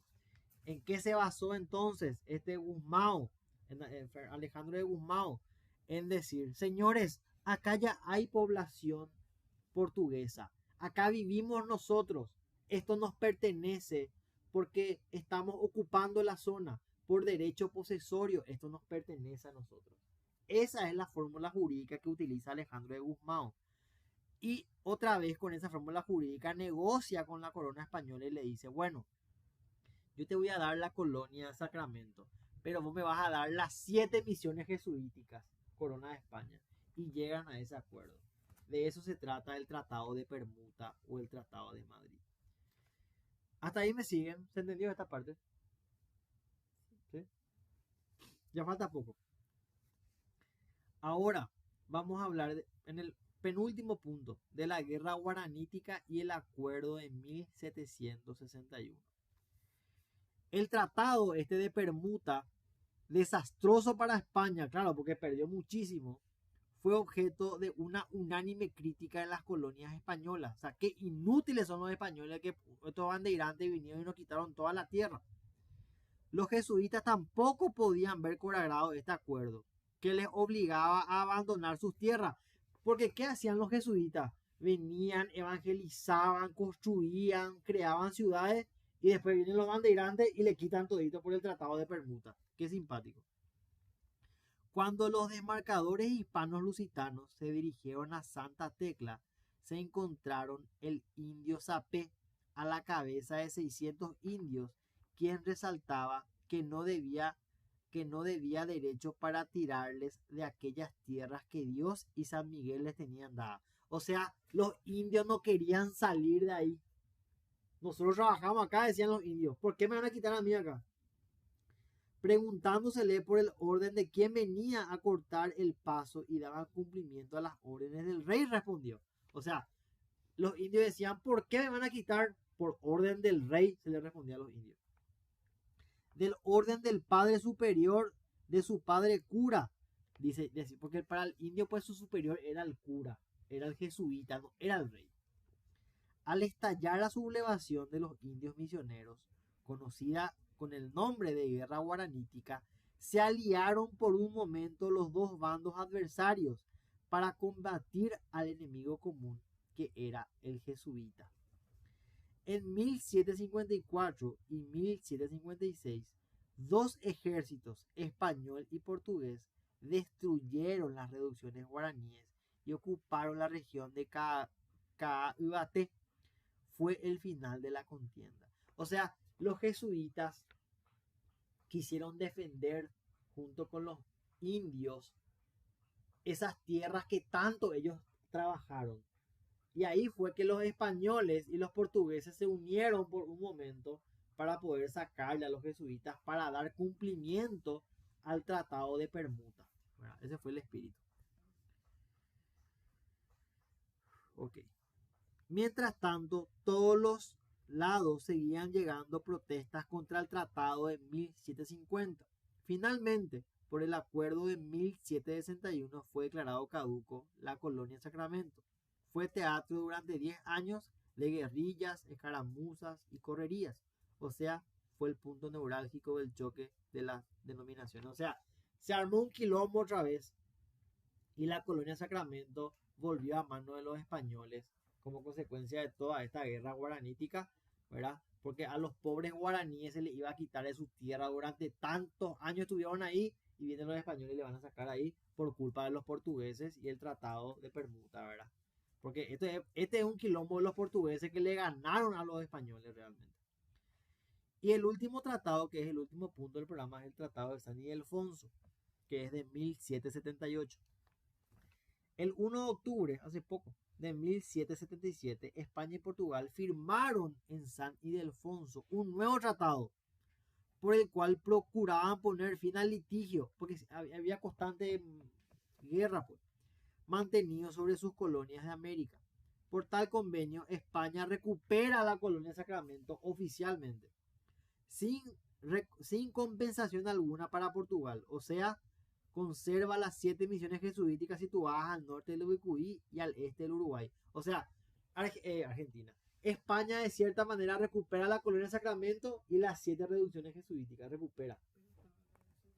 Sí, porque estaba en su espacio, pero recupera en el Tratado de San Ildefonso. sino por la cordillera de los indios Tapes. Esto era más ventajoso que el de 1750, pero el Tratado de San Ildefonso constituyó otra desmembración que sufrió el Paraguay durante el coloniaje.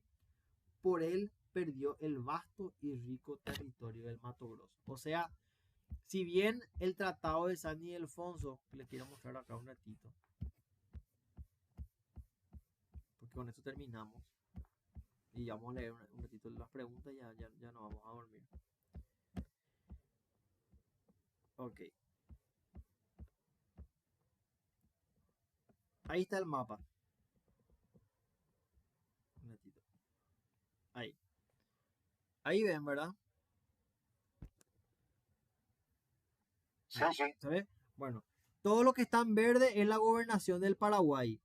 Todo lo que está en un color rosadito con unos guiones es lo que perdió Paraguay por el Tratado de San Ildefonso. Muchísimo territorio es que le daba acceso al océano, inclusive Paraguay tenía acceso al océano, pero perdió todo eso por culpa del Tratado de San Ildefonso, que fue una negociación en donde España se quedó con la colonia de Sacramento y con las 7 reducciones jesuíticas a cambio de que Paraguay ceda toda la parte del Mato Grosso a Portugal.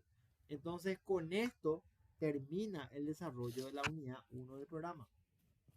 Y quiero pasar a leer las preguntas para terminar. Y voy a proyectar luego. A ver si se ve. Un ratito. Ahí se ve. Yo sé que ya es tarde, pero ya vamos a terminar. Bueno, entonces, la primera pregunta dice, argumentos expuestos por Domingo Martínez de Irala para ser designado gobernador. ¿Se acuerdan que hubo este problema donde viene Álvaro Núñez Cabeza de Vaca como el segundo adelantado, ¿verdad? Viene con cédula real a querer tomar, a elegir gobernador, ¿verdad? Entonces Irala expone sus argumentos y dice que Ayolas, que era lugarteniente, es designado por Pedro de Mendoza. ¿Quién era Pedro de Mendoza? El primer adelantado. Pedro de Mendoza muere en alta mar, pero antes de salir de América, él le nombra lugarteniente a Ayolas. Y Ayolas, a su vez, le otorga a Irala en Candelaria el poder, le cede el poder a Irala. Entonces, él expone esta situación y se le da, en este caso, a Irala, se le ratifica, ¿verdad?, la designación de gobernador. Entonces, la opción más larga, en este caso, es la opción correcta. Pedro de Mendoza le da el poder a Ayola, Ayola le da el poder a Irala. Esa es la secuencia más o menos para que se tenga en cuenta. Ahora, ¿cuál fue la principal dificultad de aplicación de la delimitación establecida en la bula de Alejandro VI? ¿Se acuerdan que tenían dos problemas? Por un lado, de índole jurídico, porque un papa no puede definir dominio sobre tierras que no posee, y la otra que era problemas de índole técnico. El problema correcto es que no definía el lugar de origen del contaje de las leguas para el meridiano de marcador, ya que el Cabo Verde y las Azores estaban en longitudes diversas. O sea, en la línea recta que se trazaba de norte a sur, Cabo Verde y Azores no estaban una debajo de otra. Entonces no se podía saber desde dónde hasta dónde se contaban las leguas. Ese fue el problema que planteaba, el problema técnico que planteaba la bula de Alejandro VI. No definía el lugar de origen del contaje, desde dónde se iba a contar las leguas para el meridiano de marcador. ¿Por qué? Porque el Cabo Verde y las Azores estaban en longitudes diferentes, no estaban en el mismo lugar. Ahora, Alonso Cabrera, como inspector de las fundiciones de oro y plata, llegaba a Buenos Aires portando la cédula real el 12 de septiembre. Eso es lo que hablamos hace rato, ¿verdad? Él venía con la cédula real para poner gobernador por instrucción del rey. Que en el caso de don Pedro de Mendoza no hubiese designado lugarteniente, se juntaran los conquistadores y eligieran un gobernador. Eso era lo que exponía la cédula real. Porque lo que trataban los reyes es que la parte conquistada por los españoles no quede sin cabeza. Entonces, como Pedro de Mendoza se murió en el mar y llegó muerto a España, los reyes, a través de Alonso Cabrera, envían esta cédula real para que, en el caso que Pedro de Mendoza no hubiese designado lugarteniente, se junten los conquistadores y elijan un gobernador. Lo que no sabía Alonso Cabrera es que Domingo Martínez de Irala ya estaba gobernando Asunción desde hace años, porque él con Juan de Salazar fundaron Nueva Asunción el 15 de agosto de 1537. Esa es la respuesta correcta. ¿Cómo fue denominada o cómo es conocida la provincia de Don Pedro de Mendoza? Fue conocida como la provincia gigante de las Indias. Sí, está bien. Fue conocida la provincia como provincia gigante de las Indias. Así se le conocía a la provincia de Don Pedro de Mendoza. Eso nosotros creo que no leímos en el resumen, pero es correcta la respuesta. La provincia gigante de las Indias. No, la provincia del Río de la Plata era otra, estaba más abajo. Al Paraguay, a la región del Paraguay, en la época colonial se le denominaba la provincia gigante de las Indias. ¿Cómo podía sintetizarse la misión de Don Pedro de Mendoza tras su capitulación y expedición? Y esto nosotros leímos, ¿verdad? Como la consolidación del límite tratado de Tordesillas y el resguardo del camino a Potosí. Potosí está en Perú. ¿Qué es lo que pasó? ¿Se acuerdan que yo había dicho que cuando cuando llegó Alejo García y compañía, ¿verdad? En la primera expedición, cuando se descubre Mar del Plata, se le mata a ver, no me olvidé el nombre. Un ratito. Se le mata a este personaje. Ya les digo el nombre. Un segundo.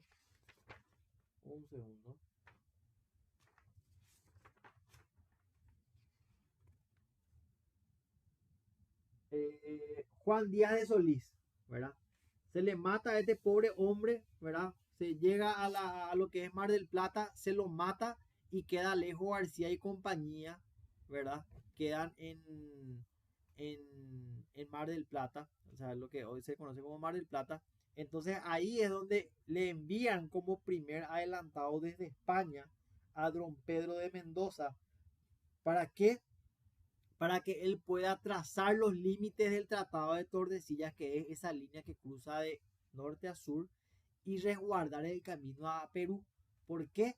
Porque se van a acordar que los indios tupí guaraní le dijeron a Alejo García que en el Perú estaba el reino del hombre blanco, donde había oro y plata. Entonces para eso también le envían al primer adelantado, que era Don Pedro de Mendoza. Los límites establecidos en la capitulación de Don Pedro de Mendoza. Yo no sé si el profesor se va a animar a quitar la respuesta, pero por lo menos sirve de guía saber que la respuesta más larga y más puntual va a ser siempre la respuesta correcta, ¿verdad? Nosotros jamás hablamos de la Antártida, ni la cordillera andina todavía no hablamos, ¿verdad? Ni de África. Lo que sí hablamos es de las Guayanas, del Ecuador, ¿verdad? Hablamos de eso. Hablamos de las gobernaciones de Pizarro, ¿verdad? Hablamos de todo eso. Entonces, para que tengan más en cuenta que esta respuesta que indica grados, minutos, perdón, grados, horas y minutos, es la respuesta correcta, ¿verdad? En cuanto a los límites establecidos en la capitulación de Don Pedro de Mendoza. Creo que eso está en el resumen. Sí está. Yo nomás no leí. Está en el resumen ATR que yo envié, el que tiene 9 páginas.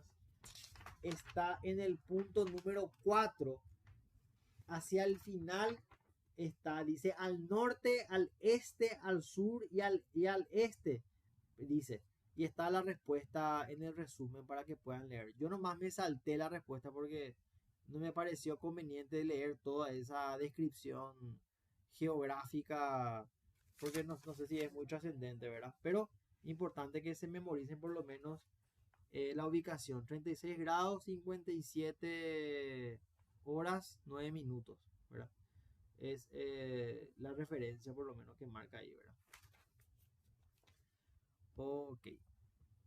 Ahora, ¿cuáles eran los bandos en la primera rebelión de Asunción. ¿Se acuerdan que estaba Irala, que eran los comuneros, los iralistas, y Álvar Núñez Cabeza de Vaca, que viene enviado, ¿verdad? Que eran los leales, los alvaristas. Estos eran los bandos entre los cuales hubo el quilombo, que después Álvar Núñez Cabeza de Vaca con Juan de Salazar, pobrecito, se van los dos presos en barco de vuelta a España. Y queda Irala como gobernador de Asunción y le suceden 77 gobernadores hasta llegar a Bernardo de Velasco. ¿Quién queda como gobernador tras la primera rebelión? Domingo Martínez de Irala. Él es el que le hizo volar acá a Álvaro Núñez y a Juan de Salazar y Espinosa, pobrecito. Juan de Salazar era su amigo, sí, con él fundó Asunción, pero bueno, le hizo volar. Todo sea por el poder. ¿Quiénes eran los bandeirantes? Exploradores y aventureros portugueses, mestizos y tupíes. Esa es la respuesta correcta. Eran portugueses, mestizos y tupíes. Y eran exploradores y aventureros. Eran más inteligentes para mí que los españoles. ¿Sobre qué habla la fórmula utiposidetis y taposideatis? ¿Cuál es su significado? Como poseéis, así poseáis. Eso es. La posesión te otorga derecho sobre la tierra que estás poseyendo. Eso es. Esa es la fórmula utiposidetis que plantea este Alejandro o Fernando, como era Alejandro Guzmão, este portugués, muy inteligentemente. El Tratado de 1750 o Tratado de Bermuda también se le llamaba. ¿Cuál es el territorio que perdió Paraguay en el Tratado de San Ildefonso? El Mato Grosso. ¿Se acuerdan que fue lo último que vimos ahora en el desarrollo del programa? Ildefonso, San Ildefonso. Esto ya no es parte de... Esto ya no es parte de la unidad 1. Esto es unidad 2.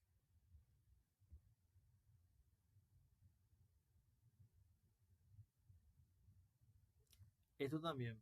Esto es parte de unidad 2, 3 ya. Sí, esto también. Esto ya no es. Pero es importante saber quién fue el primer gobernador nacido en la provincia de Paraguay. Hernando Arias de Saavedra. El primer gobernador que nació en Paraguay. Porque antes de él, todos fueron. ¿Qué pasó? Hernando Arias de Saavedra es Hernandarias, conocido como Hernandarias. Ah, mira vos, qué bueno. Hernandarias. No sabía que era así. Gracias por la info, Juan Esteban. Fue el infeliz este que dividió la provincia del Paraguay en dos. En gobernación de Buenos Aires y gobernación del Paraguay. Esto también. ¿Cuántas misiones jesuíticas se establecieron en la zona de la provincia? Esto no es nuestra unidad todavía. ¿En qué se sustenta el descontento de la provincia de Paraguay contra los jesuitas y sus reducciones? En el monopolio de la tierra, la masa de indios a disposición que genera una producción constante sin la obligación del pago de impuestos. Eso tampoco no es parte de todavía del desarrollo. Eso tampoco.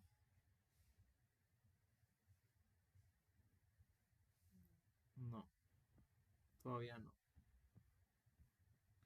¿Cuál sería la consecuencia política comercial tras los levantamientos comuneros? Esto ya es 1500.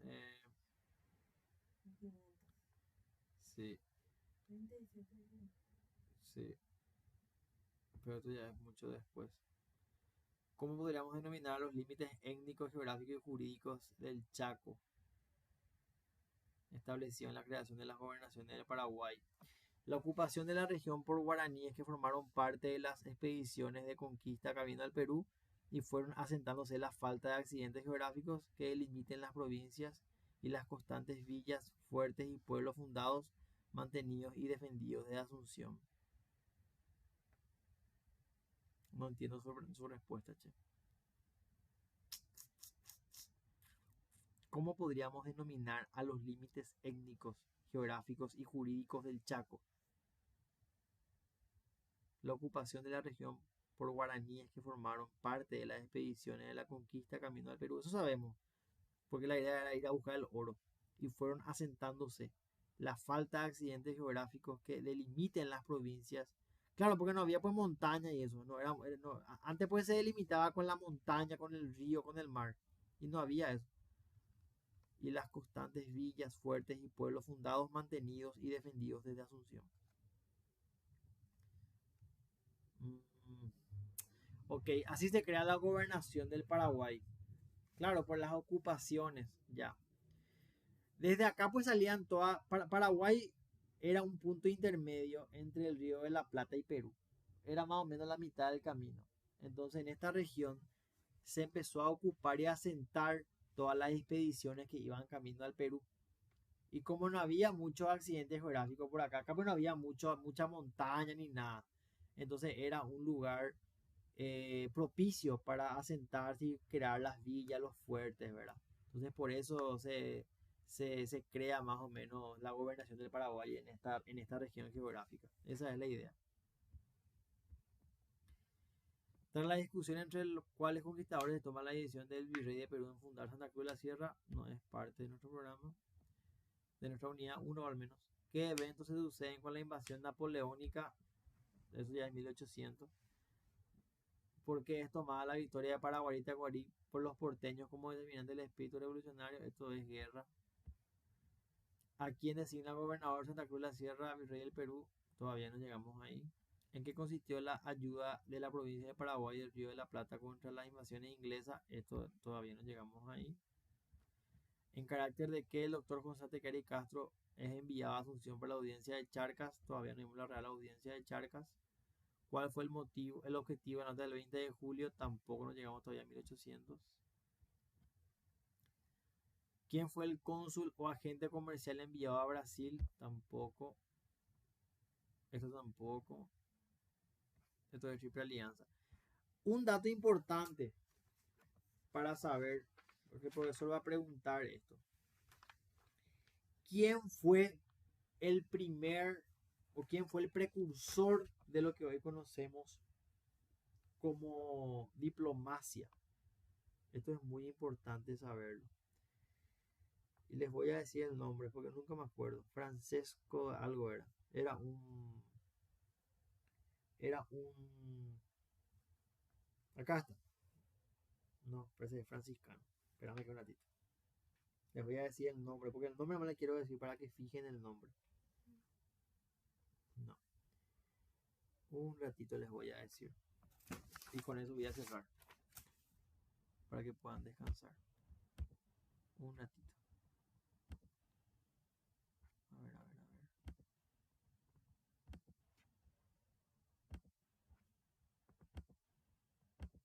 A ver.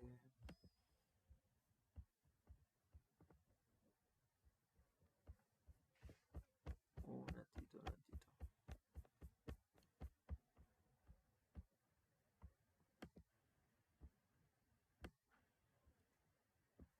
Ese no es.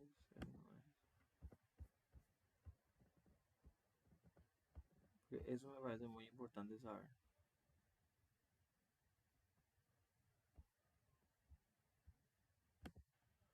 Para dormir tranquilo nomás. Diplomática.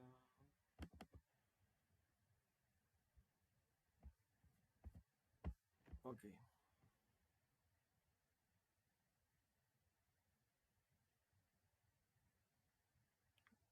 A ver.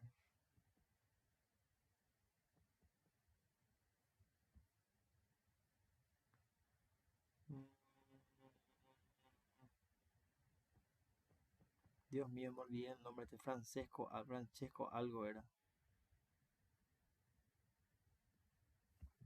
A ver. Para hacer la corta. Precursor de la diplomacia.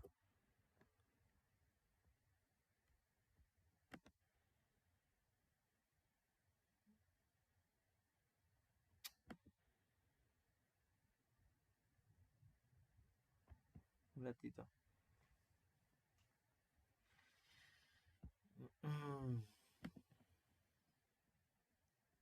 Importante que recuerden el tratado de Alcazobás. O Alcazobás. Alcazobas. No, ¿dónde mira? Esa fue la primera clase que tuvimos. Sí. Y no está dentro del listado de, No está, de las preguntas. De las preguntas y no está tampoco en el programa, el Tratado de Alcazaba. Pero, exactamente. Es lo primero que dimos. Tratado de Alcazaba. Vamos a ver si acá tiene que estar, porque él celebró este tratado. Un ratito. Eso nomás quiero ver para cerrar.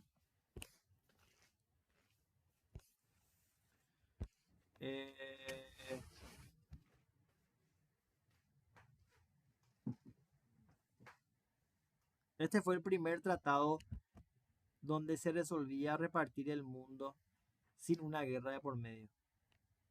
Fue un acuerdo. Este es el antecedente de lo que es diplomacia. Así es. ¿Qué pasó? Así es, digo. Nada más. Espera, me falta. El nombre de este señor, por Dios, que leí durante todo el día y no me estoy acordando su nombre. Un ratito. ¿Dónde está este señor?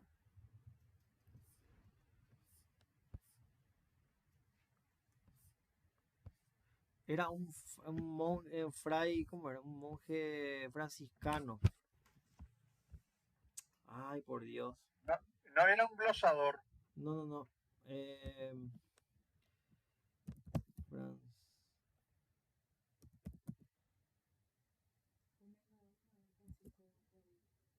Leemos el contexto.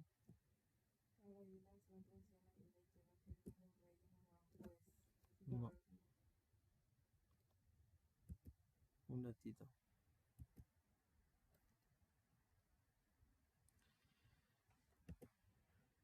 Mira, un ratito. Este nomás quiero cerrar y ya. De este señor no nos podemos olvidar. Por eso no. Por Dios. ¿Cómo se llama? Esto no es monje.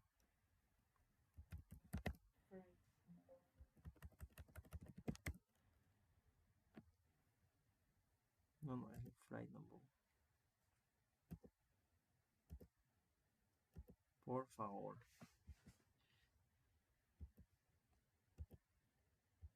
Me quiero